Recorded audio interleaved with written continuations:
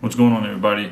I wanted to make this video because I wanted to share with you guys what I wish I knew about options before I got started. So a couple of tips and secrets that I think can take your trading to the next level, especially if you are trading options. All right, let's get right into it. If you are going to be trading options that expire in the same week or expire, a week from now or 2 weeks from now, that are very close expiration and time is ticking, you do not want to hold these. What do I mean by that? For me personally, anytime that I would hold an option for, let's say, 30 minutes plus, an hour, 2 hours, 3 hours, those usually do not end well. Why? Because there's something called theta, and that's basically the time value of the option. And the longer that you hold that, you're basically, as time passes, money is being burned in the contract, even if the stock doesn't move. As opposed to the shares, the only thing that affects it is the share price. But with options, time affects it too. So the stock could be at the same price that you bought the option at, but you'll still be losing money because time passed. So tip number one is, if you're going to play same week expiration contracts, do not hold. Okay? Me personally, I found that my best trades come under 30 minutes, maybe even under 10 minutes, because I'm scalping the same week expiration contracts. If you want to hold contracts in terms of option contracts, calls or puts, I would recommend that you get at least 4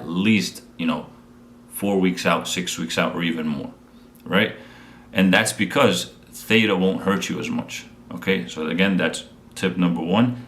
Don't hold. Have a max holding time for any option contract that you buy that is either same week or next week or the following week. All right.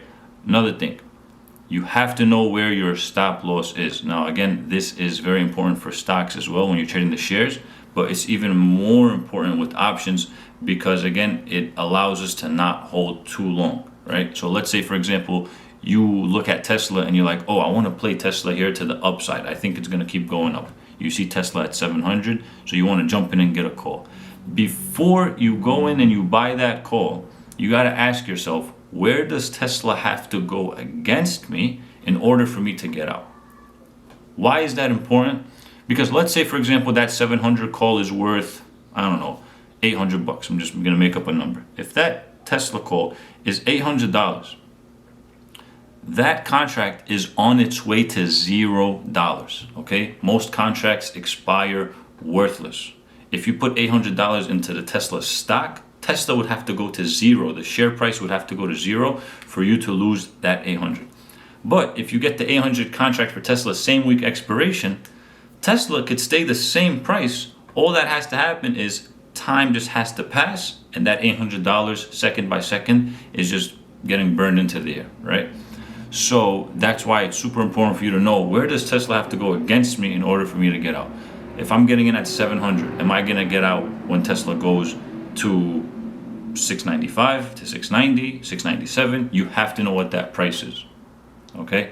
And the next thing, and the third thing you got to know is, what is the delta of the contract that I am playing? Okay? Now, if you trade options and you don't know what delta is, stop trading options, because delta is very important in trying to manage your risk and understanding how much you can potentially be down. What do I mean by that? Again, let's go talk about the same 700 call for Tesla that I was talking about. If you buy one contract, let's say it's at the money, usually at the money delta is going to be about 50, right? 45 to 50. Now, what that means is that you're going to lose anywhere from $45 to $50 per dollar against you, or you're going to make $45 to $50 per dollar your way. So to avoid any confusion, let's just say delta is 50, right?